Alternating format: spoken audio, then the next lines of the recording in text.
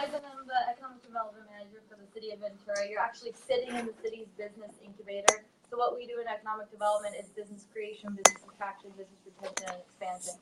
So the incubator is one of our initiatives aimed at business creation, right? So working with local entrepreneurs and startups to get them going, to have them grow their company here in Ventura and stay in Ventura. So this is the second one of these events that we've been doing, these Insight into Industry series. And we're really delighted to have all of you here with us, representing our local companies and really, homegrown Ventura. We're really proud to have you here, and all of you, thank you for attending. So if you have any questions about the incubator initiative, we already got some questions about the co-working space which you're sitting in now. Please feel free to talk to me or Rosie or Nellis. And also thank you to Rosie for putting all of this together and making it happen. So thank you. And the name tags.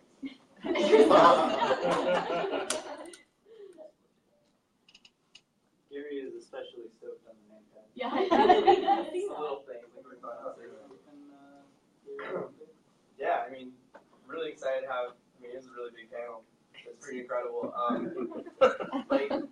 It's really, me and Alon are stoked on this partnership that we have with the city and the chamber, because we really have to do much work to get these amazing people to come out and, share their insights with all of you and give back to the community and help foster, the economic growth of this area. So, yeah, really appreciate that. Thank you. Oh yeah, so me and Alon, we're part of 805 Startups. Our mission is to accelerate the growth of the startup ecosystems that exist here in Ventura, Santa Barbara, and Neo Valley, at least for this upcoming year, and expand from there. The idea is that there's a lot more for us all to benefit from the success of each of the ecosystems and working together for the entire Southern California region. There's an incredible amount of different resources that are kind of specialized in each of the areas, but at the same time, there's a lot of different things that are happening similar in each area too, and that goes for startups, it goes for small businesses and corporations. Everyone's kind of dealing with the same kind of struggles, if you will, towards finding that success and that growth. So that's kind of like what these panels are about, kind of pulling people from kind of like similar industries together to share their insights, how they do things, and you'll hear, I'm sure, how each of them kind of have a slightly different perspective on, addressing those different that same problem, and that's kind of like the point. The point is that every one of us needs to be able to establish the correct context for what we're doing in order to find the correct solution. It's not about copying and pasting what Steve Jobs did and thinking that's going to work for every single business. It's not. It's about trying to figure out exactly what factors are at play in your situation and planning around those and working with what you have. So that's kind of the gist of what this is. We can kind of get started, let you guys introduce yourselves, kind of share with the audience who you are, what your company is, what the company does, and what your role is. You're closest. Let's start with Kyle. I'm Kyle from Ventura. We make beer. Most of it, I can sell beer. And I just kind of do a lot of the day-to-day management, help on the brewing side. And we've been open for 4 months. My name is Chipper Bro, and I'm representing today. They were asked me to speak a bit on Patagonia, and I've been there about 24 years. But I'm also a business owner here with my surf school of 17 years. And as a philanthropist, my wife and I host the Aloha Beach Festival and creators of the Best Day Foundation. So there's many hats within the conversation, but I think it all strikes to our 805. I'm Kat Merrick, and I'm the founder of Totally Local VC, and we're a 501(c)(3). We just got that last year. It took a lot of work to get it, but we're the Totally Local VC Agricultural Education Foundation. What we do is we work to educate the community on the vital role that agriculture and businesses play in our community economically, and how we all are linked together. And we basically say we educate from field to fork. We do a lot of events with the general public to help educate them and bring them in, and they get to celebrate farm to fork meals, events, case of local events. But we also work with junior high through college level students, taking them out into the fields, letting them meet people in the field they're interested in, whether it's culinary, whether it's food science or agriculture, working together to help them understand all the opportunities that are there for them. So we really try to just connect the community as a whole and the importance of why we should support local. So. My name is Aaron Duncan. I am the chef part of the team here between Jen and I of Fluid State Beer Garden in Ventura, right across the street from Bentiki, 692 East Main Street.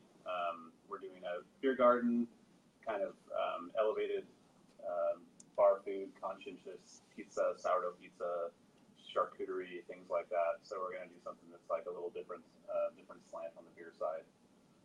We were asked to be here because of our history in the beer world, because both of us, Aaron owned a restaurant in Santa Cruz. He was very forward-moving in the craft beer kind of things up in that community. And I've been a career bartender for 23 years and got my simultaneous start in the beer world with my start in the bar world back in 1992 in Denver during their first craft beer heyday. And so and I was in New York City for 14 years as a bartender, but also playing a role in the movement as craft beer got a footing in New York. So I know a lot about this industry over geography over time. So, and I'm the front of the house end of this operation. So this, we're excited. Though we're not open yet. We're working hard. We're getting closer. We can see it, but it's not happening yet. Not just yet. No, so I think it's interesting what, you're kind of dealing with right now.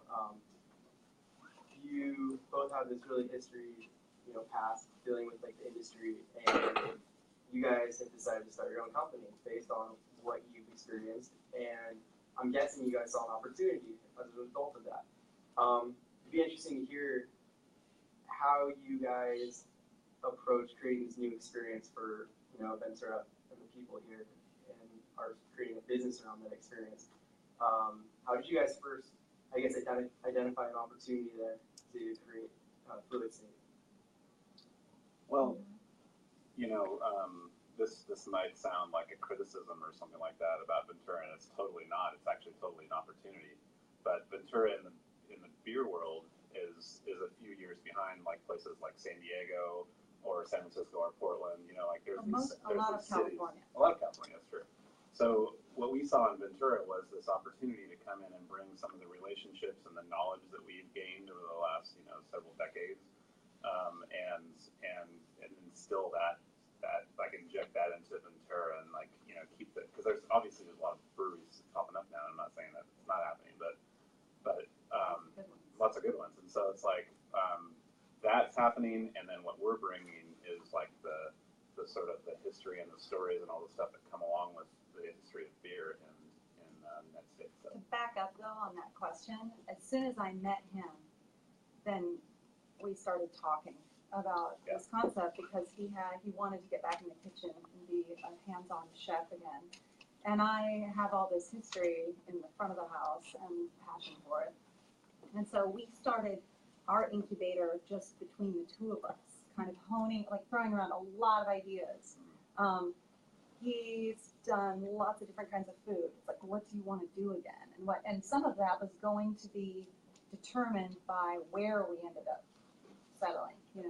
What does the market look like? Where we actually find a place. So first, we came up with the idea and got a little bit more focused, but then a lot of that has to then come together once you find the space, because then it starts to actually take form. And we looked at a few places. Once we had moved down to Ventura together, we were in Santa Barbara. I wasn't growing a super fondness for Santa Barbara, just honestly. I was in New York. It was a lot more diverse. It was a lot more broad, and so I was much more content. I felt much more welcome as soon as we got to Ventura, and so that was like a big oh, this might be the place, But then it became okay. So what are we gonna be able to find the space that speaks to us, that makes sense? And the first place we looked at was about 1,000 square feet, and it would have been a 2-person show. And I would have been the front of the house, and you would have been the back of the house, and we would have been open 5 days a week, and it was like, ooh, that sounds great. And then instead, we end up with, how many square feet is that place? It's like, altogether, it's like almost 4,000 square feet. So then the change of plans, then you have to go, okay, Yeah. instead, this incredible opportunity landed in our laps in a beautiful space, and we feel like we have a concept that's going to really bring that building to life again. Well, so it's an exercise. I mean, you have to be like kind of flexible until you actually find the place, right? Your concept has to fit into the place. And so some people get a little rigid on that. It's like, no, we're going to do this thing and it's going to be this no matter what. And the space, in a lot of ways, sort of dictates that, like you get a certain feeling about a space when you walk into it, and it's important to be like a little flexible and a little receptive to that like idea, So the thing that we were going to do when it was a small space was kind of super small, A little and edgy. and kind of like, whatever. And then this new place is more like, okay, this is We have to bigger. respect This this is like, building. So It's a beautiful when you building. talk about that, it's very much, being aware of the larger experience that you're creating. Right. And, which is like, a lot of people overlook how important every single detail fits into that overall experience that the people are going to have with your product or your service, whatever it is. And I mean, different type of space and the size of space can alter that completely. And it's really good to hear that you two are both aware of that. Yeah. A lot of good stuff. Kyle, it'd be interesting to hear what you guys are doing. How you guys kind of decided, you heard how Ventura kind of fit their vision. Why Ventura for you guys? Yeah, I mean, I think we totally agree with their assessment that Ventura, we always say it's 5 years behind Santa Barbara and LA and 10 years behind Portland. Which again is not a bad thing. And it's Portland cool. was way cooler 10 years ago. It's pretty cool now. I don't know, we got some pretty good beer going on. Yeah. For us, we spent a year on our business plan, and it was, I think there's, that would be the one thing that I would push is there's a lot of urgent, this false urgency if you see this industry, which it looks like it's blowing up, even though, like you said, it's 5 years behind. Because you go from 1 brewery to 2 doesn't mean, that there's no room anymore. And so I think, we spent a long time focusing on the plan before it was, it originally planned was proving why you couldn't support something to scale in Ventura. And then it was looking at the huge production gap we have here, and kind of how much beer we're importing from Santa Barbara and LA. And then it was getting into it. And a lot of it was, again, just like refining the plan. We worked with SCORE in Ventura and Oxnard. We worked with EDCBC. These are all great resources, by Yeah. the way. No, honestly, these are like, we spent a lot of time at, EDCBC, a lot of our capitalization comes from them, from SBA-backed loans, but it wasn't just cash, it was, business plan development and accounting, there was a lot of great resources where we could go in very comfortable with our position in the market and who we wanted to be going in. I think that's just a problem a lot of the times, people are very urgent to jump in. And there's plenty of resources, especially in the terms. Like we took full advantage of those to really kind of hone in on that. But for us, the best possible thing that can happen to us is more breweries opening. Especially we got Leashless right around the corner. There's a lot of other projects, Transmission among them. But the more people coming to Ventura to drink good beer, it's kind of a rising tide lifts all boats. So any hope that we can be that any breweries, other breweries to open up, it's just you got to make sure you've got the correct plan going in. But I mean, and it's not just straight production facilities. It's places like Fluid State that are going to help develop the beer culture and get us to 5 years ahead of where we are right now. And So beer tourism is a huge and growing thing. It's been going on for a long time in small ways. People who are into craft beer, whenever they travel someplace new, would look up who's serving who are the local breweries. But now it's a huge thing, and the more breweries that are like just downtown Ventura has 4 breweries and a couple amazing beer bars, or even a couple more than that. It ends up being the place where people will choose to get off the 101 instead of continuing up to Buellton or to go to there are other spots that place where we're known for great food, we're known for great food. Yeah, We so, can be that like, destination. you guys are all touching on some really great insights here.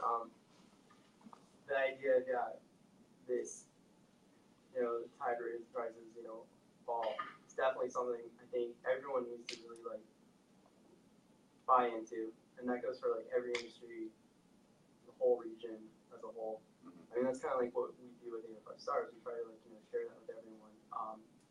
The reason for that is because, like you guys just kind of like pointed out, the more breweries there are, the more this area becomes a destination for people, and that's going to attract a lot more tourism, a lot more interest, and we all benefit from that. Likely people coming aren't going to be only going to the one brewery; they're going to be exploring, trying new things. The other thing you touched on, Kyle, was this urgency, which is definitely something early entrepreneurs especially kind of get a little bit hung up on, is this idea of being first to market. If usually you're not first to market, the market's existed for a long time, you're just thinking about how to enter it in a slightly different way, it's not a new market. Second, there's a lot of huge old markets that do really well, like bottled water. I use this example all the time. This is an extremely saturated market, no pun intended, where there's always a new player that enters this space like every 5 years, and they somehow find success. They either become a sustainable company in their own right, or they get bought out by Coke or Pepsi. And what is it? It's the same product, water, in a bottle. The only difference between each of these companies is their perceived experience that they're selling to people, where they market it. Avion is like, it's kind of fancy, kind of European water. Voss is super classy and kind of like edgy in that way too. Then you got like Arrowhead, which is like, oh, that's so natural. But it's all the same water. It's usually from the same plant even. But they understand that there's always room for another player in a market. It's just how you approach it, how you market it, and how you, essentially craft this value around that experience that they're offering people. So yeah, good on you guys for taking your time and planning it right and taking advantage of all these great resources that you have. You also touched on another thing that's really important. It's not about the capital. Capital is, it's great to have, but you can get a lot done with the right resources in terms of your network and what the cities and others have to offer you. I mean, what's capital used for? It's used to bring in those resources, but if those resources can be obtained for free, you don't need the capital. So yeah, that's awesome. But it helps though. Oh yeah.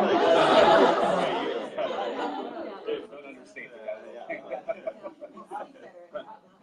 Working with SCORE and EDVC and things like that, I will say my natural state with working with large organizations like that, and especially when they're attached to government and things like that, is normally not.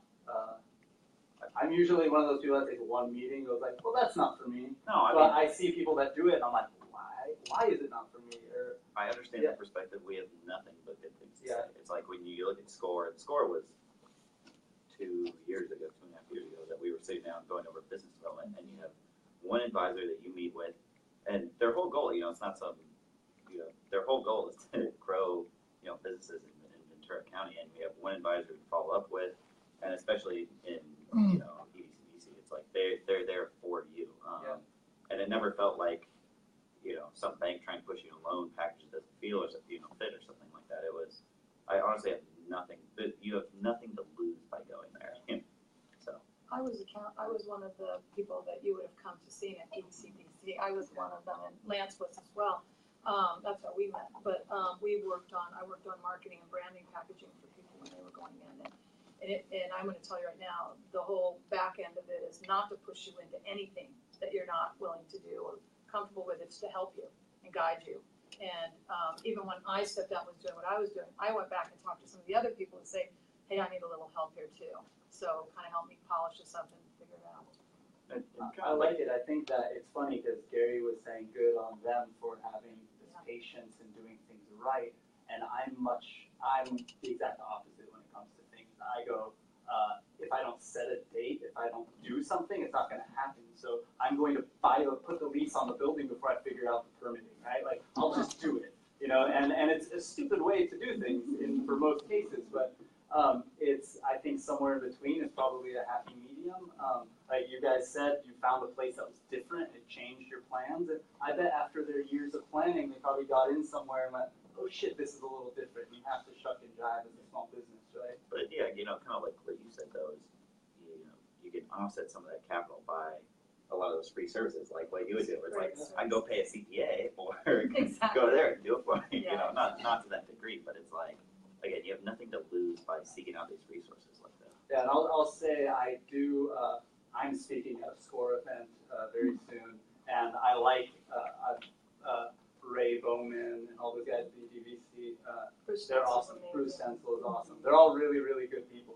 I just clearly I don't have patience, so that's not good. The lawyer that I pay for, I don't have patience for, so it's a problem. I'd have to say though, I mean, with us, with Totally Local VC, I spent 2 years. I've been doing what I do, so people say, oh, the new trend of field to fork. I'm like, I've been doing this for 8 years. 2 years prior to that, I went and visited every single community that I thought had a pretty solid or looked like a solid shop local program that was just coming on the scene. And to be honest, everyone was touting all these ones, Austin's, which was horrible. To me, it was a joke. I went into the best one in the United States was in Ithaca, New York, also Louisville, Kentucky. I spent a week with the economic development person, and we traveled and we went to businesses and we had these conversations, and I spent 2 years developing it. My original plan was to open I knew that people weren't going to get my version of being local. I knew there was no way to build what I wanted to do. It needed to be interactive, because most shop local programs are a flat, stick something in the window poster. It's all flat marketing, it's dead, and then people get tired of it and it's done. And I said, you either have to be interactive, you have to be engaging, or it's not going to work. So originally I thought the way to educate the community was to open up a green grocer, to be that local grocery, which thank goodness Tim and Jim Rice are going to be doing at Palermo's. But what developed out of that was Totally Local VC. So taking my time, I understood that no, the market wasn't the way for me to go. It was to get out there and create an education program and to start really digging in deep and doing that. And I knew it was going to take me a long time, and it was going to have to organically grow. So, I mean, so this panel, it kind of touches on lifestyle and aspects of like being social, and I mean, what you touched on was very much like focus on both those points where you see other people kind of attempt to do this, and it's not really doing anything social with like the community, and it's not doing anything to build around that actual lifestyle or to support it. Just kind of like It more was about a branding package. It was, I'm going to put up posters, I'm going to run a bunch of ads, and I'm going to get all my local businesses to buy into it, and we're just going to put these posters in the window, and everyone's going to shop local. Yeah. And it was like, okay. And it didn't last. And so I tracked it to see, was it working? And you just see it just kind of, it's very exciting in the beginning, and everyone gets behind it. But then you've got to be interactive. Well, in your business, you have to be interactive. Front of house, it's got to have constant conversation with its customers to engage them. Your guys are always talking about your beer. When I come in, I love that conversation to know what's going on, what's new, what's coming up. If you don't engage, you're gonna lose your customer. Supply some beer. It's awesome. Yeah. It's great beer. That always helps. Yeah. So I mean, it's interesting. I mean, I'd love to hear a little bit more about how you kind of learn the value of kind of being a part of that lifestyle yourself, interjecting yourself into that to build this brand for yourself. Well, to be honest with you, I've always lived this way. I was in the apparel industry, and I was known as the support local girl, even in the clothing apparel industry. Everything that we tried to manufacture, we tried to have U.S. made. I tried to convince companies when I went in and talked to them and worked with them that I tried to show them the value and the dollar difference if they brought those products and kept them in the United States. I spent tons, we say if you wear clothes and you eat food, you're involved in agriculture. I spent tons of time in cotton fields talking to cotton growers, mills that are creating fabrics. So it had always been my theme. I grew up spending my summers on our family farm, strawberries and okra on the front and cattle in the back. I know what it's like to have to spend hours at 110 degrees in Florida picking strawberries. So I understood it, and all of that accumulated who I am. What happened was I was a VP of design and sourcing with companies, and then I would do these trend studies. I had to follow, like, look for trends in the industry and follow those, whether it be color, whether it be a styling. Patagonia does the same thing. I mean, we're constantly looking, and I've always been a little ahead of myself. You commented on that earlier. A little ahead of myself. We came out with Surf Chick, our women's clothing line, years ago. We were 2 years before Roxy hit the market. And then when I started this brand, when I came out with Totally Local VC, nobody was doing it. Like you said, people are like, "Oh, she's doing those dinners in the fields. Just it's a fundraiser." And we were like,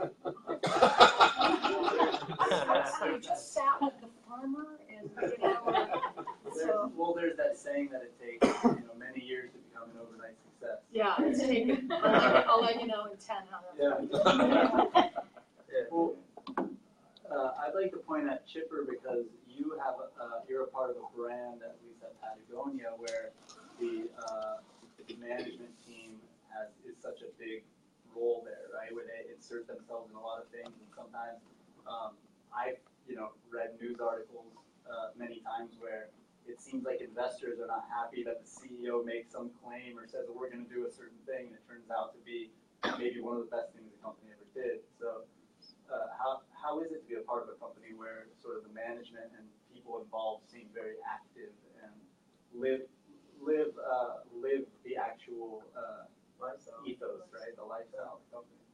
Yeah, that's a good question, and I think it was easier in the day before my time.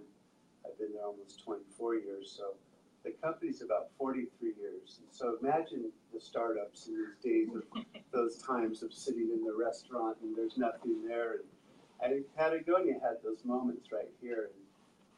But I think what really began to resonate with the founding is that it was easy for them to create a mission statement in the early days. And I think if some of you might have seen it or heard it, it starts with build the best product. And Yvon Chouinard being a vagabond dirtbag, world's greatest mountain climber, and world-class fisherman in wild rivers, and a surfing guy, he really he began to build his own tools on the west side here, and he had to build those tools that his life depended on. So it resonated when he began to build clothes. Well, let's just build it the best. And if his life could depend on his climbing tools, maybe the customer can depend on these clothing for life. And said, let's build it the best. And so that management has a collective purpose in building that product, whether it be a alpine jacket for one of those trips, or maybe it's a website, or our childcare program. Everybody's there to build the best product. And I think that's that management that kind of moves in that direction. It gets interesting if the next part of the mission statement is to cause no unnecessary harm. Everything at Patagonia pollutes. It's not a green company. But it is kind of cool how they work toward sustainability in their processes. And the last part of the mission statement should come in if it plays to do the first two, to use business to inspire and implement solutions to the environmental crisis. I think it's interesting, too, to note that under that sits core values: quality, integrity, not bound by convention, and environmentalism. I think you can find those in your businesses and your mission as well as you begin to build those. But what fascinated me was Patagonia finally found its purpose in 2012. And that's when the movement of Benefit Corporation came along, B Corp.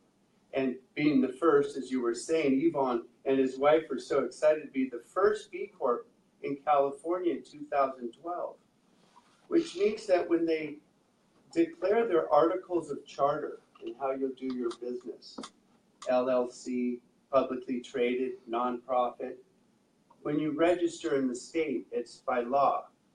And so B Corp sets it up so that not only will the company have stewardship in years to come if the owners pass the business on, let's say it went public, it would have to keep those ethos of the bottom line of the purpose to solve social and environmental problems is the bottom line. I think is what's more intriguing is that a third-party auditor comes by and gives us a score on social and environmental work. And what's the best is that they give it to our customers.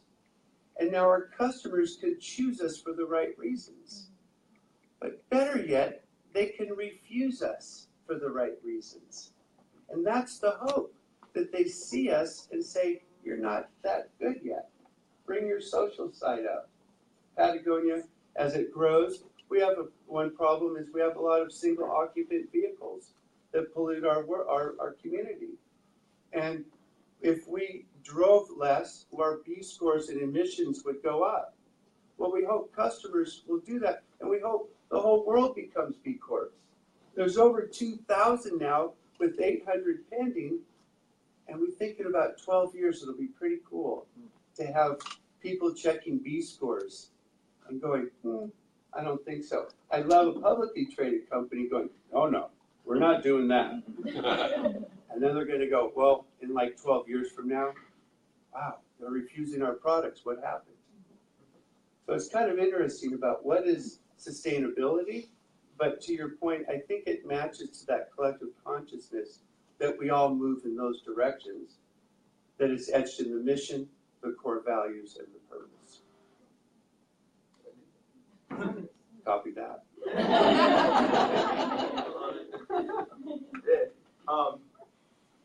So it's interesting. So I mean, part of that mission too. I mean, it kind of speaks to what we were talking about a little bit earlier in terms of experience. Building a great product. It's about giving the customers a great experience, and understanding what goes into that.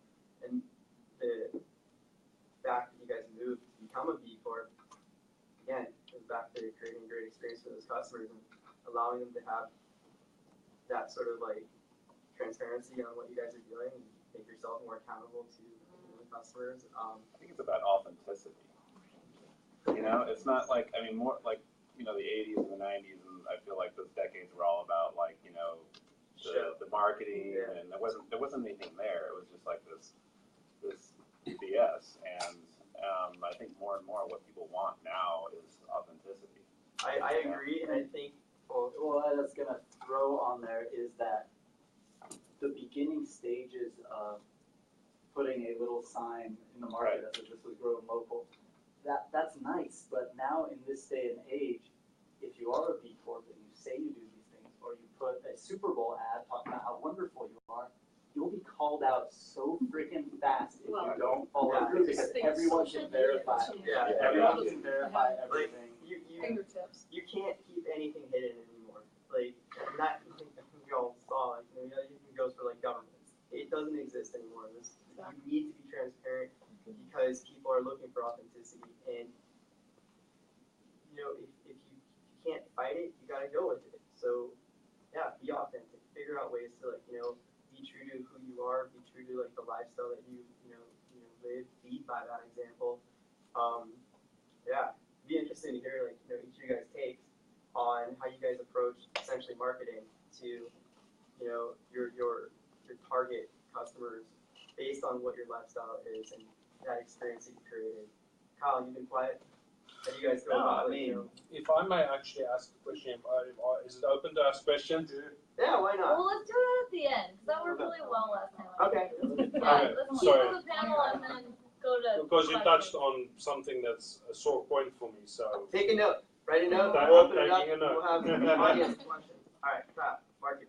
Okay, so I think it's like a little interesting for us because we're a production facility, not necessarily a lifestyle brand. Again, that's a Patagonia production facility also, but just craft beer is so inherently a marketing-driven product, even though it's really an agricultural product. When you come down to it. So it's like, again, I'll just come back to like what we were harping on earlier is like all of our marketing decisions came from our business plan. Like, here's the type of consumer we want to go after.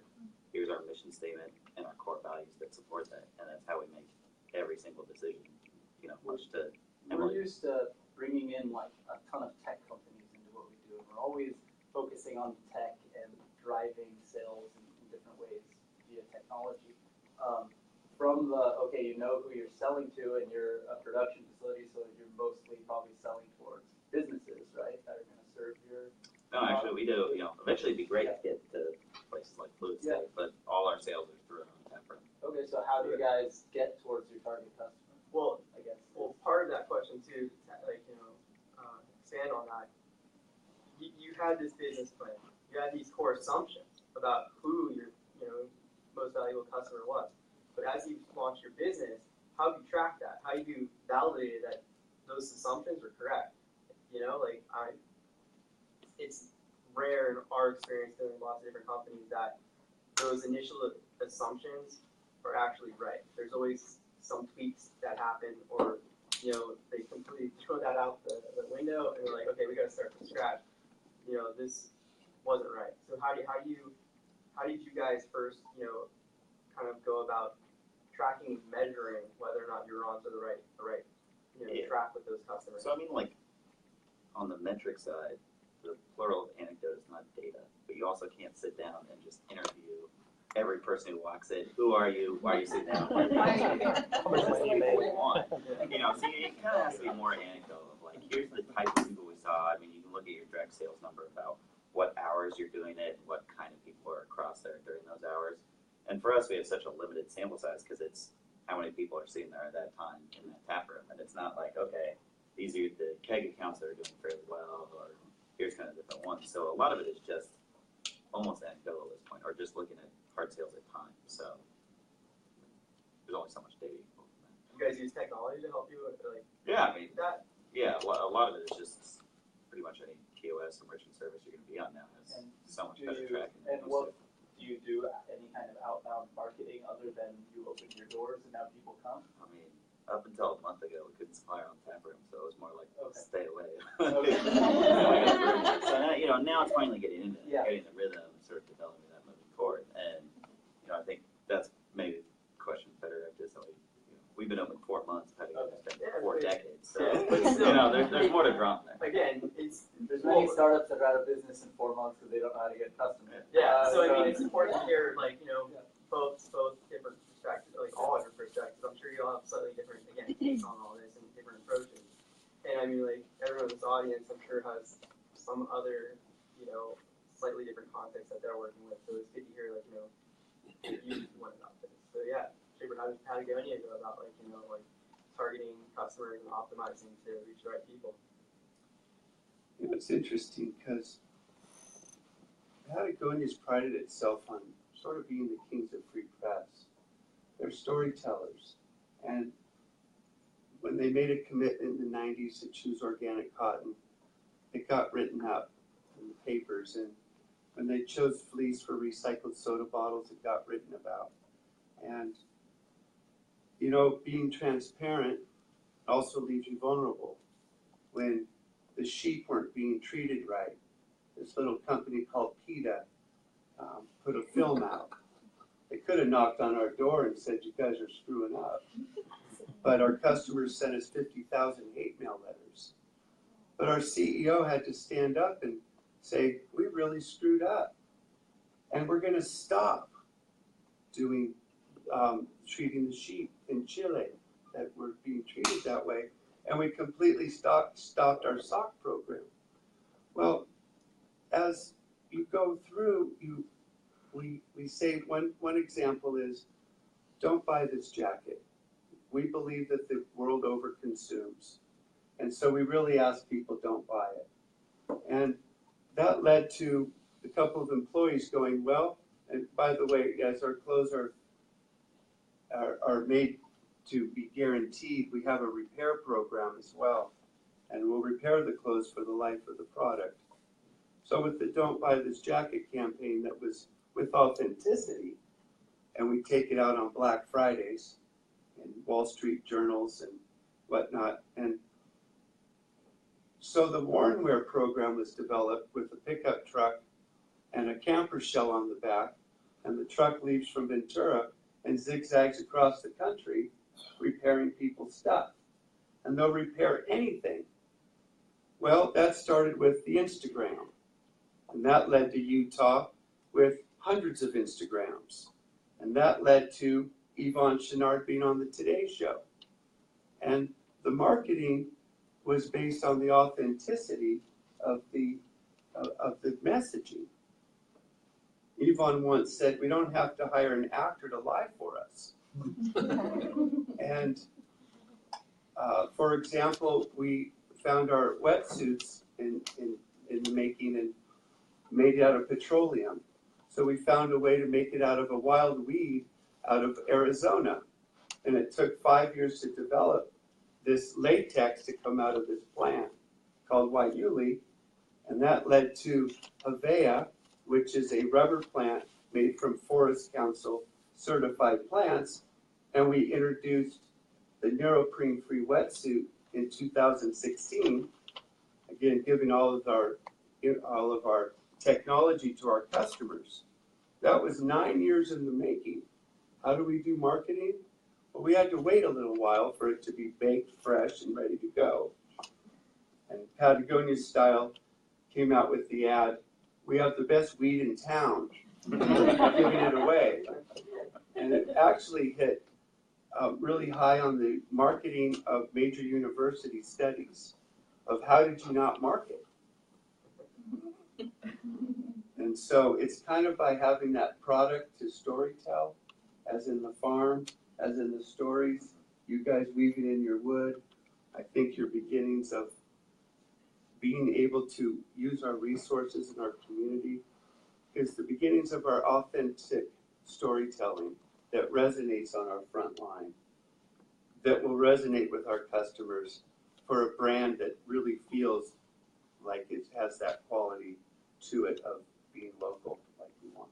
Yeah, so that's important. I mean, like, it doesn't matter what business you are, what size you are, like, this is just great content marketing. Like, you know, you're being authentic about your story, you're telling it, you know, in your own voice, and you're just putting it out there in the right manner, and that's paying dividends on, you know, that investment that you're making, and You're doing things for the right reason, like, so, I give the story about 805 startups sometimes because, somebody, you know, we were talking earlier, we were talking about Mike Panessis, the guy who runs our, office in Westlake that we work out of the Hub 101 over there.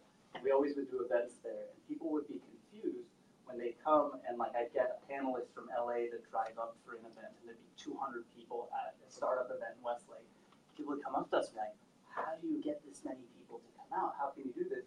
And I would go, I'm not going to create an event that I wouldn't drive to LA to go to. And I'm not going to stay home when I have kids at home. I'm not going to come out at night to an event that I wouldn't want to be at. And if I'm willing to be here, there's probably people in town that are like me and want to be there too. And, you know, I found those people and they came. And I think that doing things for the right reason, doing things because you want to, having the, you know, having fluid states serve the foods and the drinks that you want to have and that you've been dreaming about for years, you'll find the like-minded people like you. And that's what's the great thing about the internet now, right? Like, I would always tell people, I'm talking too much right now, and I'll bring it to you guys in a sec, but I would always tell people that you don't really need a huge market if you want to build a good business online. You might want to, if you want to become the next Facebook or $1 billion company, you have to have a market to support that. But I would use the excuse of growing up as a punk rocker in Thousand Oaks, and there would be 20 kids at my high school that liked Bad Religion, right? And I would know those 20 kids. But when I turned 16, I got a driver's license. And now I could drive to Camarillo and meet the 20 kids at Camarillo High School. And then I could drive to Oxnard and meet the Nardcore kids. And then I could go around Ventura and meet all of these kids, right? And all of a sudden, my group of 20 became a group of 200. And guess what? There's 16,000 high schools in the country. And what about the hundreds of other kids that were into this music that graduated from those schools already and now in college? Now all of a sudden, I could have a shitty punk band in Thousand Oaks and have 300,000 people listen to a song on MySpace. This was a few years ago. But that was like that was like sort of my original, this is marketing on the internet lesson I would go at my friends for. Because my dad has a shop that rebuilds auto parts in Oxnard. He sells parts over the internet to people all over the country that need to fix old tractors and things like that where they can't get the part at Pep Boys. They send it to him in Oxnard, somebody fixes it, and he sends it back.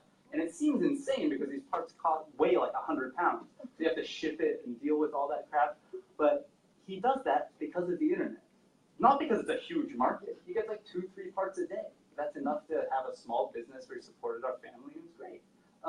So what I think we're getting at a lot of these things is that you can tell your story, you can be yourself, and you will find people. If you're interested in it and you really want to do it and you're passionate about it, you'll find the market nowadays. There are weirdos like you hiding all over the world, right? So that said, I would love to hear Kat, your story. I just want to say the biggest thing to me when I talk to students when they're going out there, or I deal with businesses that I've been a consultant with, is your business plan is your roadmap how to get there. Your marketing plan, which has changed since I graduated college, your marketing plan though is the backbone. It's what stabilizes your business constantly because it keeps you in line so you don't screw your brand up. Because you think about social media. Now, most of you are very young, so social media is not new, like it's not new to you, but for us who came up through marketing the old school way, when social media came on the scene, you saw a lot of disasters happening because people are not protecting their brand. They're in there talking personal on a page. It just is crazy.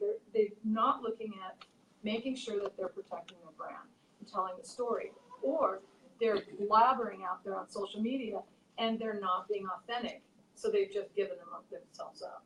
So you're right, and then everyone just pounces on them. You know, it's like, well, if your fresh brand is your authentic self, then whatever you Exactly. do and say, you can. If somebody calls you on it, F you, that's me. Exactly. You know, and that's who wants to support me. You want to support me, you support my politics, you support my Exactly. selling weed, That's what I was gonna ad, say. right? Yeah. It seems like a really important thing for any business starting out, is just knowing what your point of view is. And then making sure that, yes, you have to be ready to evolve. We're ready to evolve our business, you know, how we need to. But I think it's a strength for us to have, you know, the upside. A good friend of ours who opened a big brewery down in San Diego, a big project, months ago said to us, you know, you need to remember that all these delays you're going through give you more time to get creative and to think this through. If it was happening super, super fast, you would be throwing yourselves out there and trying to figure that stuff out later. And instead, this has given us some breathing room where we wake up and it's like, I was thinking about this, and we collaborate on another idea. And it just gives us, we just are dialing in more and more on that point of view.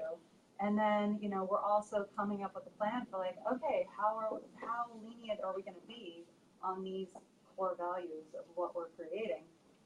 Because we want to be able to evolve, but we also want to make sure that we remain true to ourselves and our vision, because we do believe that there are people like us who are out there who are going to appreciate what we make. And, you know, maybe you don't always need to just make sure it's full all the time with whoever's willing to come eat there. Maybe we need to make sure that we remember why we're doing what we're doing and who we're doing it for.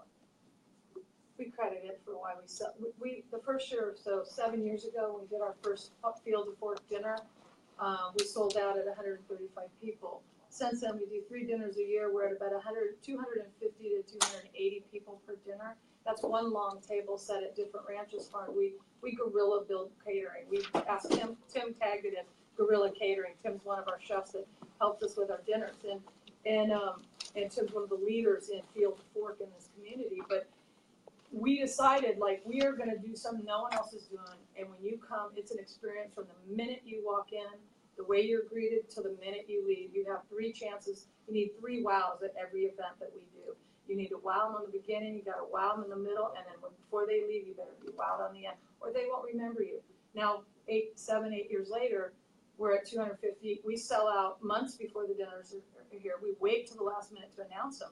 We did our Taste of Local event last year, 1,100 people. We sold out 2 weeks before the event. And this year, again, we'll be doing it at our Homebrew Challenge. So our marketing, I wanted to step back into the marketing. So for us, what we found out really fast, the best marketing that we have, and I think everyone has, is through social media, is telling the story and having others help you tell your story, having your customers, which I know Patagonia does that very well, customers telling your story. It is through word of mouth, and social media is that word of mouth nowadays. So you can do good or bad with that. and that's what we do. I just think it's there, you have to use it. So there's two things. I mean, you're kind of unique where you're not just kind of like marketing to consumers, you're also marketing to the farms and ranches as well. Farmers, ranchers, brewers, purveyors, we have a back end that we do that we're dealing with all of our, Ashley knows this well too, we deal with all of our back end, which is all of our local purveyors. I spend about 1 or 2 days a week standing in somebody's field with our farmers. There's a whole lot that goes on that people don't realize. We say we educate, advocate, and celebrate. So in terms of working with two sides of this, like kind of like marketplace in a sense, like there's different strategies for marketing each of them, right? Well, and the core and the main part of that is being authentic. When I walk in and I talk to a brewer, I'm a home brewer. So I'm not just standing there not knowing what I'm a home brewer too. And I'm a beer enthusiast. When I'm talking to winemakers, I know quite a bit about the wines, and I now make a point to go and help them with bottling and different processes so I can learn more. I believe that when you're talking to them, it's either they're educating me, which is usually the case, or I'm educating them. A lot of farmers don't know the first thing about marketing. So we spend a lot of time in our conversation, me trying to help them market and build their businesses. So I would assume that's it's a joint relationship. Yeah, not to get super sidetracked, Sorry, but that's how my brain works. I would assume it's a huge opportunity for these farms to market themselves, and I would assume they could sell their products for significantly more when they're more well known, or when they're known as being an organic farm, or this kind of farm, or that kind of farm. They can sell, the dollar value that they're able to increase their sales to is, a lot of it is telling their story, having a good story. Not necessarily always being organic. We don't like people getting caught in that just organic conversation, because sustainability is the bigger conversation, really. But for us, what we find is them telling their story creates value. And it doesn't just create value for their farm, it creates it for our money. So we tell them, you're not just helping yourself, you're helping your brother out. So get out there and tell your story and do a good job of it. Because if one lets us down, they let us all down. Same with the brewers, it's the same thing. One brewery doing phenomenal, you want them all to do phenomenal. It's a joint effort. Absolutely. I've also found, not to jump in on that, that there's always those people in various industries where when a new one pops up or one becomes successful, there's that one that's very anti and in an aggressive way, not just like passively like, oh, I don't go there, there's another brewery.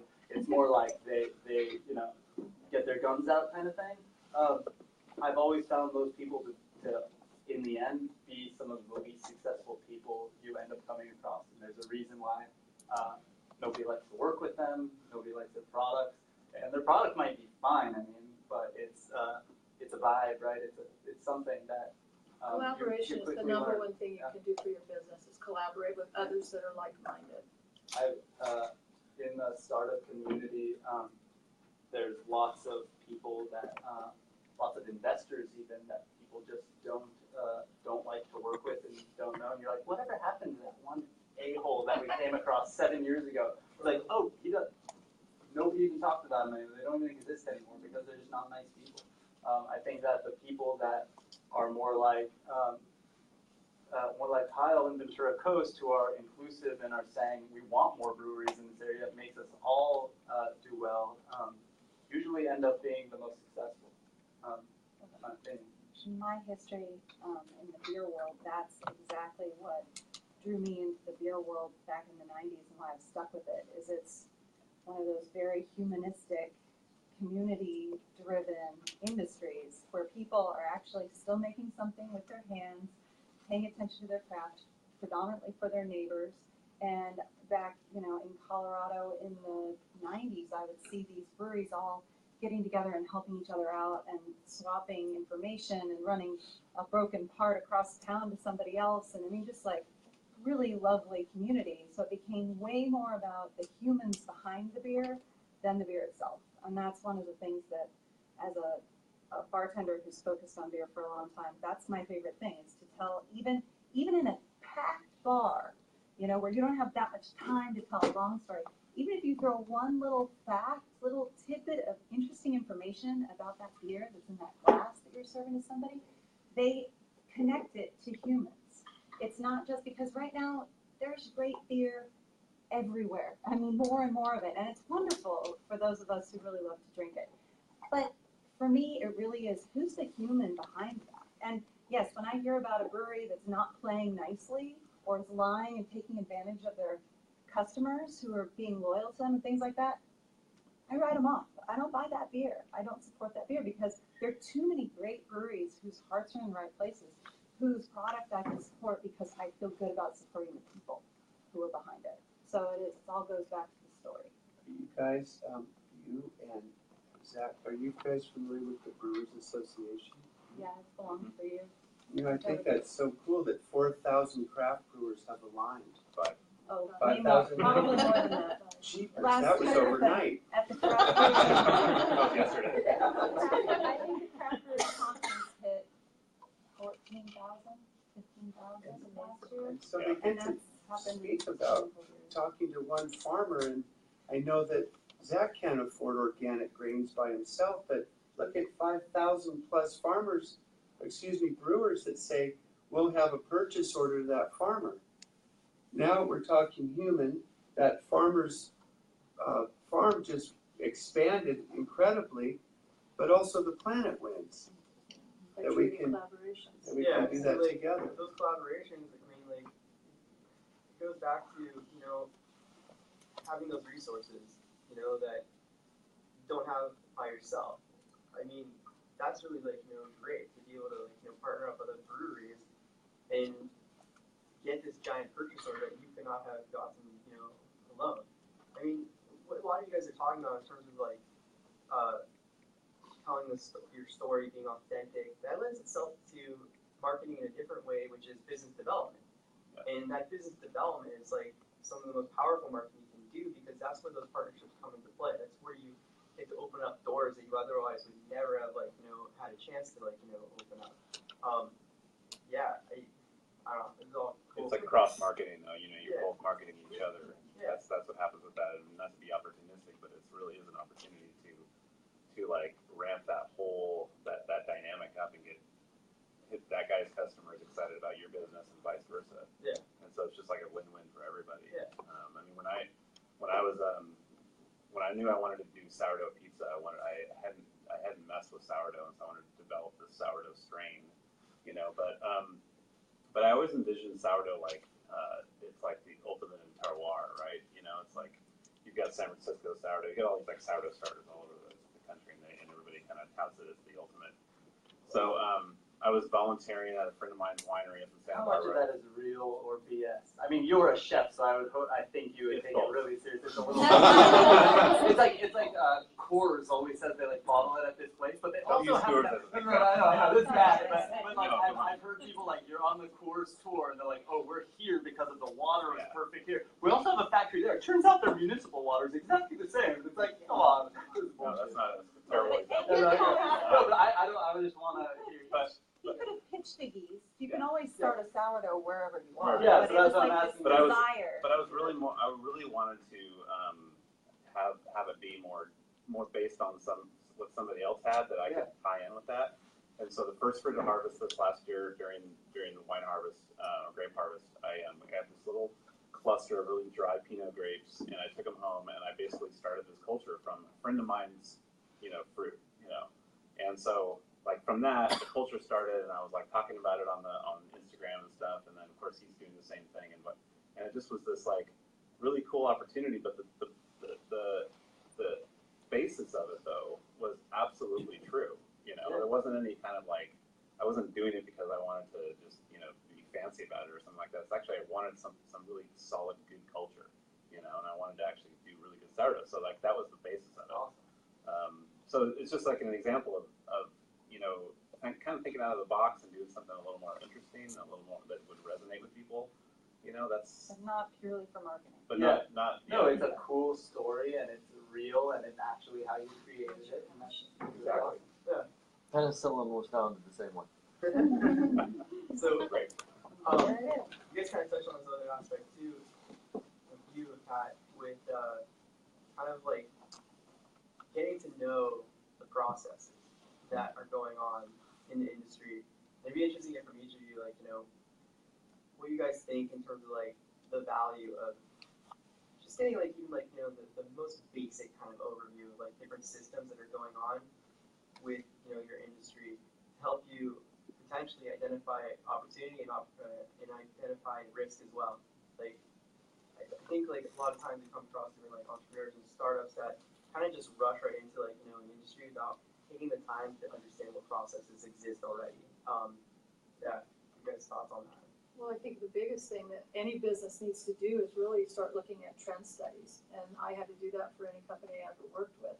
And Patagonia does it too. It's everything from color analysis, design analysis, to fabrications, to, what are the trends coming in, the styles of beer. I mean, it's where you guys are creative, you're artists. I mean, you're creating these passions in beer, what you like. But it's also just really looking out there and following your trends. You have to look at the trend ahead of time. So I think that what we do is we try to engulf and look at it. I mean, I call it a gift. I've always in the apparel industry, I was hired because of my trend study ability. Like I said, when I started Totally Local VC, I was so far ahead of myself. I was like, okay, they're all looking at me like I have three eyes when I'm trying to talk to them about what I want to do. And they're going, well, no, you just print these posters and they'll put them in their windows. And I'm like, no, it's not. So again, it's that getting out there, really diving into the different areas and trying to learn the whole story. But in learning that whole story for us, it's helping them solve problems that they may come across in that struggle. Because we consider ourselves linchpins. Totally Local is a linchpin. So I'm talking to Surf Brewery, I'm staying with Surf Brewery, and they were talking about having some issue with lemons. So I get on the phone and I call several of the farmers I know, and I hooked them up with more lemon supply that they needed, more Myers, and got them hooked up with Chris Sayre from Petty Ranch. And Chris started supplying them more lemons. Well, out of that conversation, we're standing with Four Bricks Winery, and Four Bricks Winery is talking to us, and they're like, well, what's this Chris have? I go, he's got some figs. And do you know they used to make wine originally? Some of the ways they used to make it is the old port wines were a fig base. So, wow, let's try doing that. So our brewers, our winemakers, our purveyors are all really creative. They want to, but sometimes they have trouble finding those resources. So we learned in those trends that it's like we're looking at their trends coming, but we're also looking how we can tap into our resources in Ventura County to help those trends get started too. It's a wonderful process. I'm worried because I know they're talking about on the big picture hops, that we may have some issue with brewers getting hops. And so we just bought a ranch. We're playing around with hops. See, will it grow here? I doubt it, but let's try. Who's going to grow hops? And wouldn't that be cool if we have local hops that's supplied? And if we can't, maybe one of our other farmers can do it. So when we say that, I think trend studying, really looking at the niches, and then I always try to make sure I know point A to point B. My father said, don't be the boss if you're not willing to take out the trash. You better know every step along the way or you will not be a good boss, or you will not have a good company. So that's what we do. I try to understand the processes. So That's I think awesome. it's important. Yeah, I worked, we should probably wrap this up and ask some questions, I worked at Amazon, and one of their big things when you work there is, I forgot what they call it, bar raisers or something like that. You were always supposed to hire somebody that's better at your job than you are. And it feels intuitive to the person who's hiring, because you're going like, I'm gonna hire Gary. He's gonna make me look like an idiot. I'm gonna lose my job. But really, you end up looking like the good person because you're managing that person, and anything they do reflects on you. And it's how a lot of times they, I saw that. So when you start a brewery, hire her, not him. But really, that's where you're getting at. You have to know how to do everything, but then you can point out the people who you're going to find those quality people along the way. But then it all ties back into being authentic, and that's what you talked about, and we've all talked about, is being authentic. In doing that, you need to understand the processes. Mine's a little bigger because I'm in all these, we say we're from the root up. So we've got to dig down pretty deep to understand the processes, and we try to, and it's really important to me that we are authentic, and everyone that works with us, we're very authentic in what we do. And I know Patagonians too, they try constantly to double check yourself. Like you said, you get called on the carpet, and it's like, wow, we've got to explain ourselves, and now we have to fix that. And that's how good businesses survive. Yeah, I mean, touching on Patagonia, related to this question in terms of learning about the different systems that exist out there and the supply chain and everything, which seems like Patagonia is very much involved in. Does taking a look at that ever lead to an acquisition for the company? Like potential, like seeing that this company's doing this really well, it fits into what our bigger plan is, we should acquire them. Does that ever happen? That's a good question. Patagonia is process driven in the design and fabric development. It starts with the raw material, fiber forward, solving social and environmental problems at that level, and then factory goods level and how that works. And design is process driven. And we relate it to what's called Zen archery. And it takes about 45 minutes for a Zen archer to go through the process. And they don't concentrate on the target, they concentrate on the process, knowing that if they do the process right, they should have pretty much dead aim on their target. So in supply chain itself, as we examined that, for example, we found that 705 liters of water it takes to make one t-shirt. So how do we look at those processes to work on the necessary harm that we're causing? And finding companies that can help us solve those. One of them is called CO2 Nexus.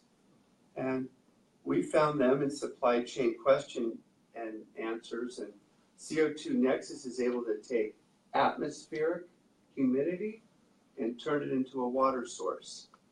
And they believe that by 2050, washing machines will be that way in high humidity places. And so we don't acquire them, but we invest in them with our own dollars because it'll selfishly make our product better and more so our bottom line.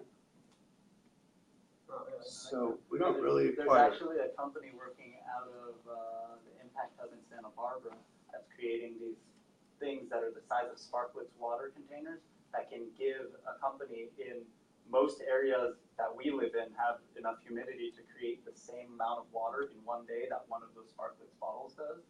And it actually helps filter the air of toxins and chemicals and things like that because of the filters pulls in all of that stuff from the moisture in the air. It stays in the filter and then it gives you purified water straight from that thing. You can do like 5 gallons a day or something like that. It's called Skywell. Super We cool. have them at work. It's really cool. On that same note, I just want to share really quick because it's really cool too. Howland's Tomatoes, they're a greenhouse grower and they're massive out in Camarillo. They have the first cogeneration system in the state of in the United States. They're trying to get it operable. They capture every bit of moisture that comes in that greenhouse from what's on the rooftop down below. They regenerate that, and that cogeneration system from just that moisture, just that water that's captured, they reuse the water, they filter it and reuse it again. But from all of that that's captured that goes through the regeneration system, it could power half of Oxnard. It goes into these grids, and it goes in these grids, and they can sell it back. Well, they're trying desperately to get the approvals to get that going. They have solar power that they sell back, but now that's a whole nother panel. Well, I mean, I know we had a couple questions, and we've got to wrap it up. Hi everyone, my name is Peter. I just started my own business about 5 months ago. And I'm pretty darn excited about it. It's a safari company, so I'm taking people on safari to Africa. But I guess my question is for Kyle and Jen and them in specific, is I use social marketing pretty aggressively, and I moved with that pretty well up until a point, and it stagnated. So I got to a point at the end of January, I opened myself up for bookings. So I'm ready to go. But now my marketing has stagnated, and on Instagram, followers is everything. So how do you kickstart that and get that going again and get re-interest new people in what you're doing and basically get your product sold? Well, I'm not an expert on this at all, but one of the things that's helped me is I mean, first of all, you got to put content out on a regular basis. Using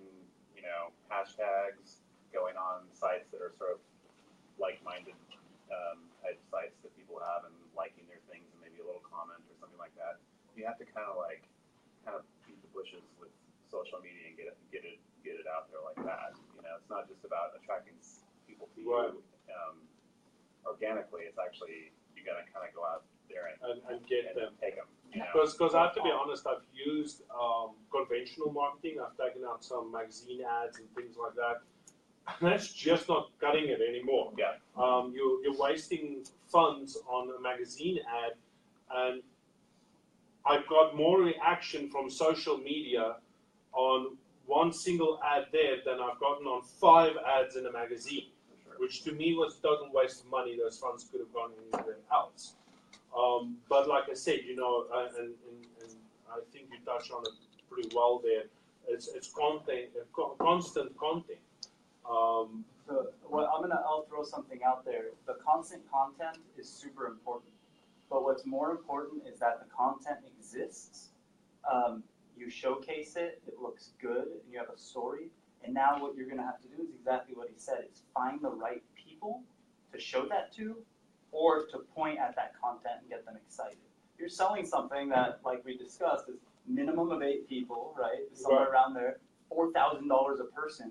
Somebody stumbling across a really kick-ass picture on Instagram of a rhino, not going to give you $20,000 or $40,000, whatever the math comes to, right? So, but what you can do is figure out where those people are and target those specific people. Maybe you're looking at professionals trying to do professional retreats. You go on LinkedIn, you find what job title is the right job title. You could target exactly that person and try to sell directly to them.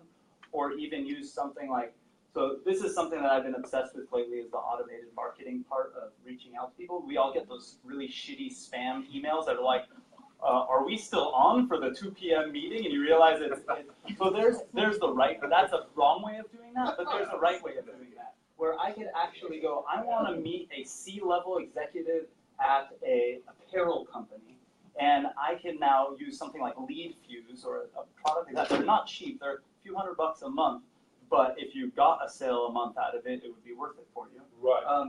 You can target that really specific person, get their email address, their contact info, their phone number sometimes, and you got to close the deal. And sometimes that means creating sequences where it goes, hey, Chip, just wanted to shoot this to you. I found your profile on LinkedIn, and I think you might be interested in this eco-friendly retreat to South Africa. Maybe you and your buddies would like to go. Let me know if you're interested. If they don't respond to that, 72 hours later, you can send them another message. Hey, Chip, just wanted to follow up. And you can program all this stuff so that you can find 2, 3, 4,000 people a month that you're constantly doing this to. You only set it up once. It only took you a few hours to set it up, but you really hyper-target. If somebody unsubscribes, you honor that. If somebody responds, they get removed from the sequence, and then you have a conversation with them. You can do stuff like this on the internet. No matter how many posts you do on Instagram, you're probably not going to make a $30,000 sale from Instagram.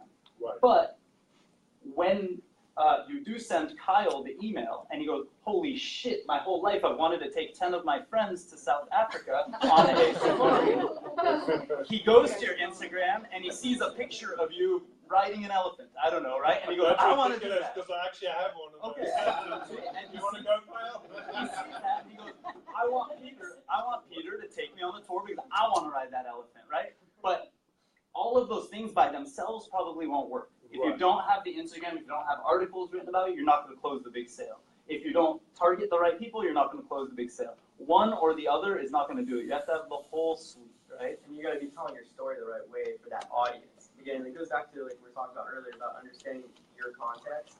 Your context isn't just like, you know, who you are, what you're selling, why you're selling it, but who your target customer is and why they would connect with that and why they find value in that whole experience and the benefits that are associated And then with something like my industry being unique is also quite important because there are all these big travel agencies out there and they all connect with these big safari companies, but it's all so generic. Yeah. Well, So- that's where the Instagram and the social comes Exactly. in. I'm not buying a trip to South Africa on Expedia. I'm buying Peter to take me to that freaking elephant Exactly. right there, and we're gonna have our board meeting on top of a tree. I don't know, like right. But I'm saying like you tell your story, and that's what you're selling. And that's why you need that sort of, in my opinion, that kind of targeting. And it goes back to, again, to your business plan and your marketing plan, and how those things are kind of like guiding you and helping you establish, again, what your core assumptions are, and allow you to devise the strategy to validate those assumptions being correct, or learn about why they weren't, so you can adapt and do it the right way. I think we had a couple more questions. Gary and I won't talk this time. We'll let them actually talk right. and get it done. I think you had your own up next. Yeah, a couple interesting notes. The people in front of us right now are all pretty much pioneers to some degree, pioneers through passion. If beer's sales have been, wine has been outselling beer the last so many years. It was a big giant turnaround 5 or 6 years ago. To go into that business knowing that is pretty cool, because that's telling other people that you're relying on your passion to drive you. Patagonia is the same way. A lot of it has to do with our timing. Patagonia couldn't be a B Corp 20 years, halfway into its existence. Nobody was ready for it. My business that I'm doing right now in the medical field has been 28 years in the making. It's going to change the way we do medicine for about 29 million people in this country. And so that's sort of exciting for me, but it wasn't ready when it was introduced 28 years ago. So there's a lot of things to say about timing.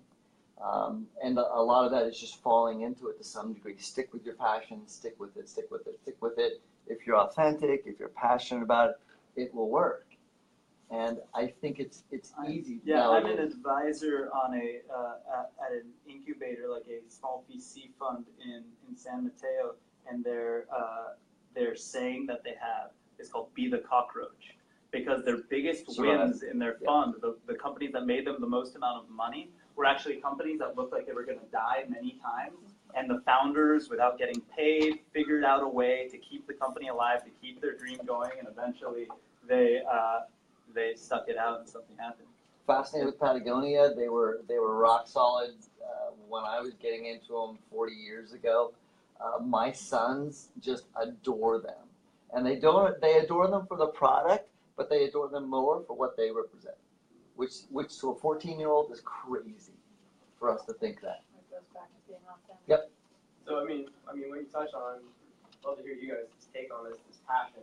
I mean, there's definitely, you got to strike a balance between passion and. I clearly lied before, by the way. Yeah. No, that's why I'm trying to get them involved. So it's important to be passionate, but at the same time, like, what's the value of balancing that with, data and testing and, looking at the trends and all that. Oh, look at me, I keep talking, you guys. Yeah. Didn't Bukowski say, find what you love and let it kill you? Something like that? So, passion, but, be smart. Isn't that what he did? Yeah. I never learned by doing it right. Well, yeah, there's something to that, but everybody screws up along the way. Well, let's touch on it, because passion is what's going to drive you to be a small business owner. Passion is when it's going to keep you going, when you're saying, like, wow, the sales aren't there, I'm at a slow point, did I do the right thing? You're going to check yourself constantly, and your business plan and your marketing plan are going to be there to tell you, you've written the map, follow it, but you're always going to stumble, and it's your passion that's going to pick you up, or your business partner, and say, come on, we've got this, we know we can do this, we know this, beer. We know this, and we're going to make the best beer out there. We're setting, you guys are really trailblazers, because I can't wait to see in 10 years what it's going to look like, the beer trail in Ventura County and the wine trail and the food trail. I think we're just at the beginning of it. But it's passion that's making it, and I love it. There's so many young, great, happening businesses coming, and it's just exploding. And it's the reason Ventura, I think, stayed. I always used to say Ventura doesn't need to grow, it just needs to grow up. And this is how it's growing up. It's finding itself and not being someplace, any place, chain stores down its main street. And that's the beauty. And Ventura County is really trying not to be that. So. Awesome. I think Ashley had a question, and then maybe we'll break and hang out. And if anybody has any other questions, corner one of them. Don't let them leave. My question is for Chipper. Everybody loves Patagonia, and clearly you're a great brand ambassador. I'm just wondering if it was intentional how you built in the sheep story. I've never heard a negative thing about Patagonia. And it almost made me love Patagonia more. because it's like just to like hear about that failure and recovery, like kind of to hear that story, it kind of brought me closer to the brand. So I was wondering if there was some tactic to that. No, I was just flowing. So that's not necessarily like part of the story that you would normally tell like a big group of like. No, I would. Yeah, you would. Definitely. Okay. Well, the reason is because it's true. Uh-huh. And the other reason is our leader, our CEO is Rose Macario. And she taught me how a leader does that. And she got on our website and told all of our customers how bad it was. And so the authenticity, though, is the right storytelling creates great questions. Like when we found out the geese were being live plucked is another story. But how rad it is that we stopped, and I encourage folks to look at how we've changed the outdoor retail industry of how the world buys down today. And our program's called The Upside of Down. And it's kind of neat that it can make change by having the authenticity and the courage to say it. But it keeps our humility intact as well. Yeah, I love that. When you say, Chip, when you say authenticity, is that authenticity to the core values and the mission? I mean, we use this word authenticity. I'm not sure what we're referring to. So is that what you're referring to in Patagonia? I think the authenticity of being transparent, and it relates to more of the core of the company. It relates to the second core value of integrity. So that's what it relates to, is the authenticity of being transparent. I think it's like more like transparency, honesty, and being sort of real to yourself, right? I mean, this is who the people are at this company. We fucked up. We're human. It happens. You screwed up before too. So we're going to be honest about it. And I think that it's sort of a culture shift in general for a lot of our country, right? Some people are completely full of crap, but they at least pretend to be authentic, and some people love that, right? But then there's some people that really are authentic, and you see a real connection. But I mean, it happens with business now. It's a big part of startup culture as well in like the tech world, where somebody goes, "We screwed up. This is who we are. This is there's conferences called FailCon, where people go up and all they're allowed to talk about is the times they failed and they screwed up, and that's how it made them a better entrepreneur, a better founder of a company, a better startup person." So it resonates to the customer too. When the lady called up and said, "Those wool socks are my husband's favorite. They say you're all out of them. Can you please make more?" And the conversation had to say, "Well, ma'am, that's between you, us, and a Chilean sheep farmer." And she said, "You really talked to the farmer?" And we said, "Yes." And she said, "Okay, I'll wait." And she didn't realize how cool it is to stop and redo it and rethink it for the right reasons. I also think in this day and age with social media and everything's at the touch of a finger, you'll be called out like that if you're not authentic. And when it comes down to beer conversation, to apparel, to organic, to sustainability, to whatever you're trying to say you are, you better be the real deal, because it's brutal out there. Yeah, I mean, I love it. I think that's wait. One thing, this is great. So I think what's really interesting though about being honest is that you allow your story to be more human, you know, and that's what's really connecting with people, and people want to, root for you as a result of that, because they get to watch that development happen in front of their eyes, and in some way, as a customer or potential, strategic partner, they get to play a role in you getting a little bit further, and that's always fun for people, I think. So now. Hey, thank you guys so much. You guys are awesome. We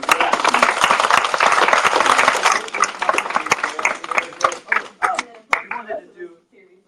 Yes, we're going to be doing this every month. thanks to Rosie, Leah, and Gary setting this up, and of course Stephanie at the chamber. I think you wanted to do a giveaway, something. Yes, we got a raffle.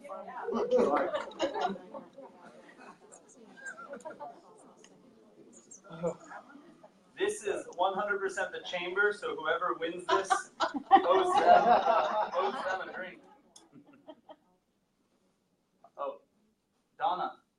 Donna, you still here? Oh, Donna.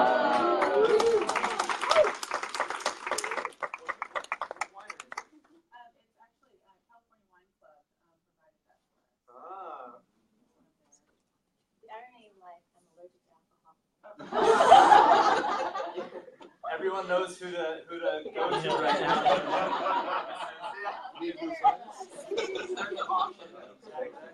Hey, thanks everybody.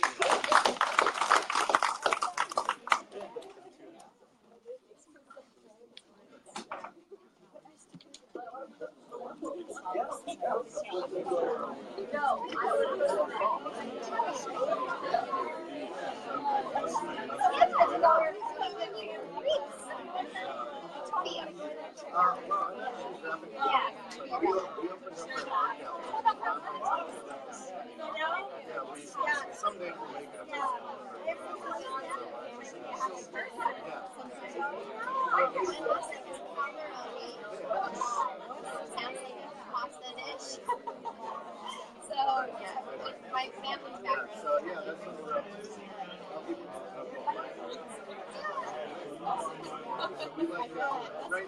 I've got a coffee. My coffee name is Allie because I can't spelling it.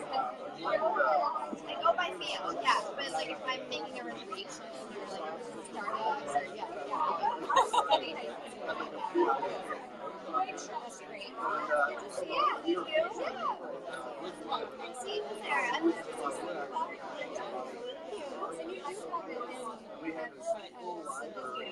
We do? Oh, okay.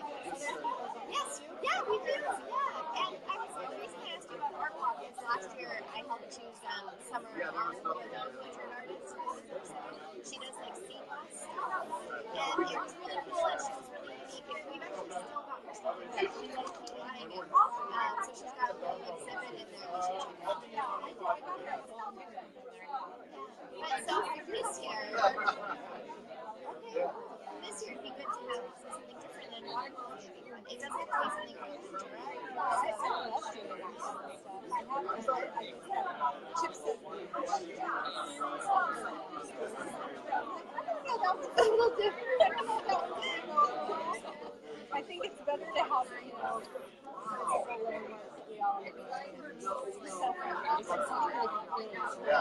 someone would like that. I know what you're saying there. But yeah, I mean, as soon as I feel like I'm so as soon as I feel more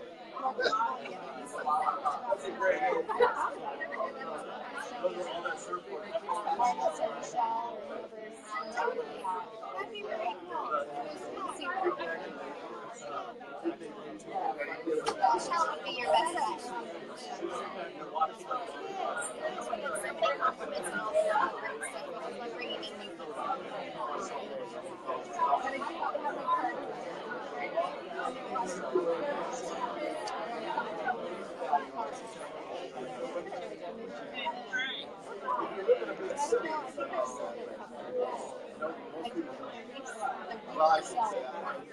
They are popular.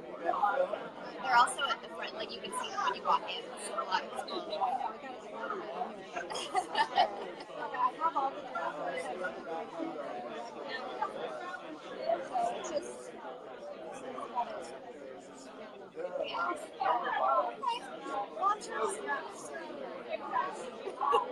Enjoy the rest of your week.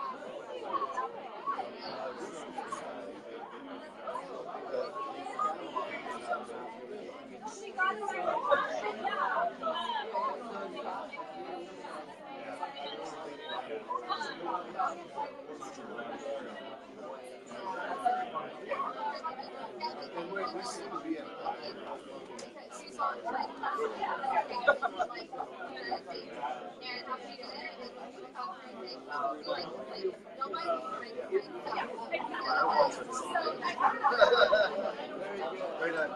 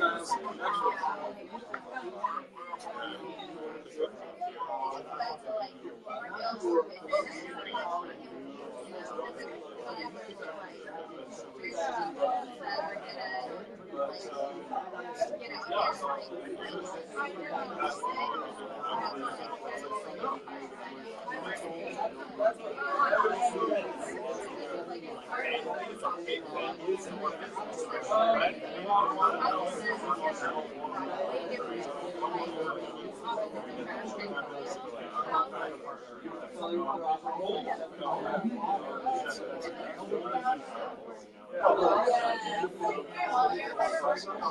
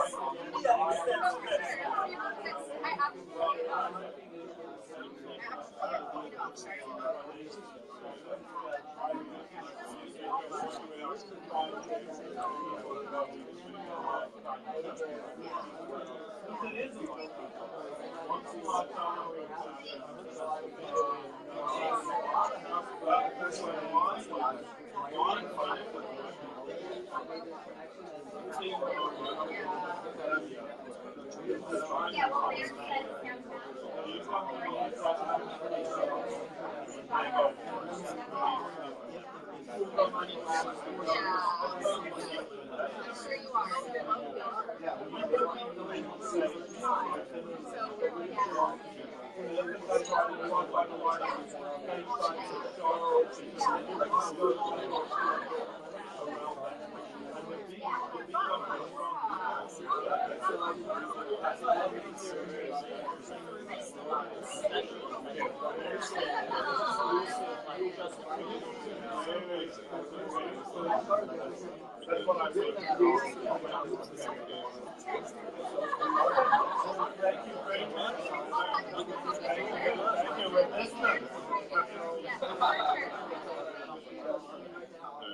Okay, so I promise you.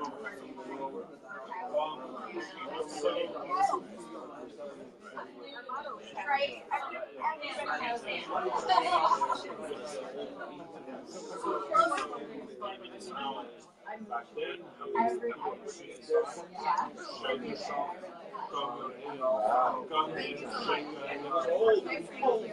Yeah, you embrace the life.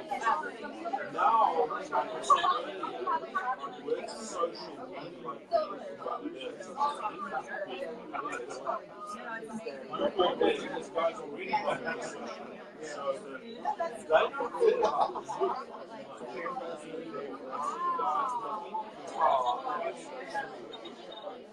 they want to know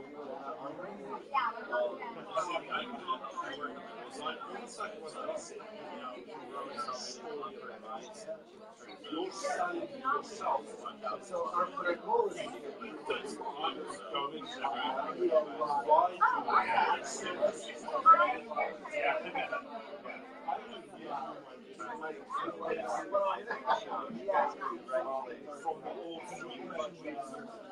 this one page. So,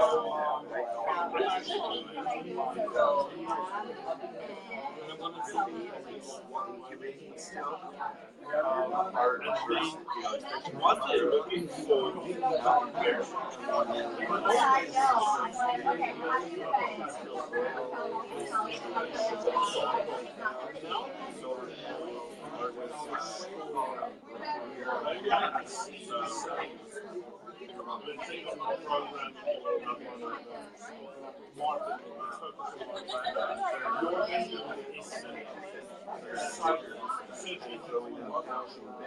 but here's one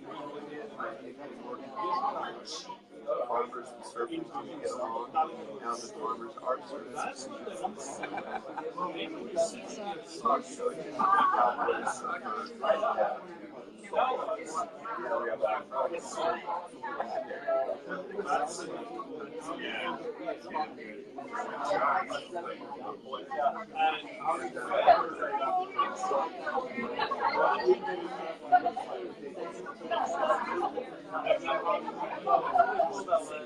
So they want to see the story.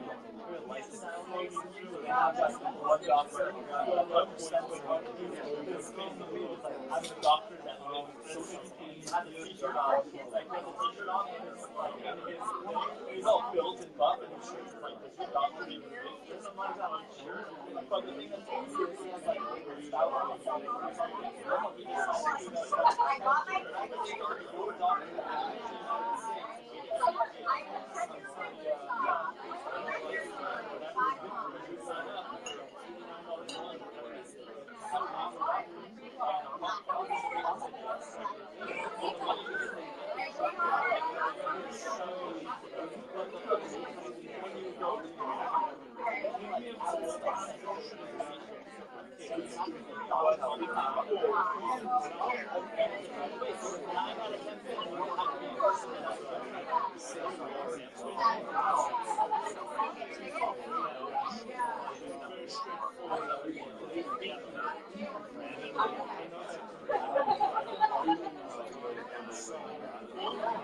Some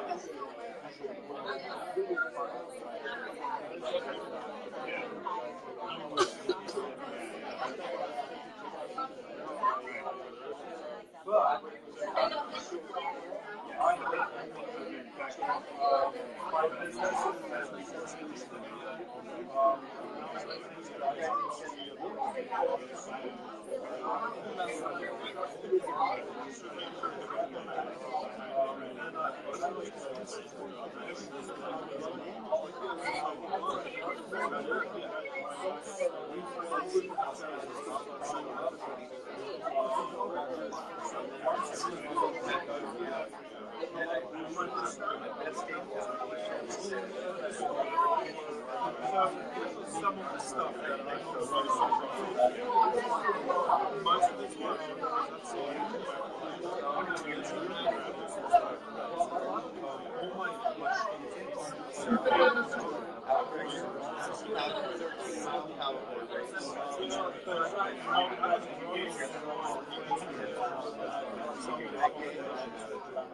I grew up with cars.